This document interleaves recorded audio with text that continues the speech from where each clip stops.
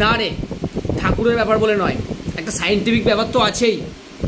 একদিন করে অন্তত সপ্তাহে নিরামিষ খাওয়া উচিত, নাহলে গ্যাস, অম্বল, পেট জ্বালা এগুলো সব লেগে থাকছে, আর কোনো না কোনোভাবে আমিষ খাওয়া তো হয়েই যাচ্ছে। না, এটা আমি আর মেনে নিতে পারছি না, এটা পাল্টানো দরকার। হ্যাঁ, পাল্টানো দরকার। আমি ডিসিশন নিয়ে নিয়েছি, সপ্তাহে একদিন করে নিরামিষ খেতেই হবে আমার বাবাকে। কি করে?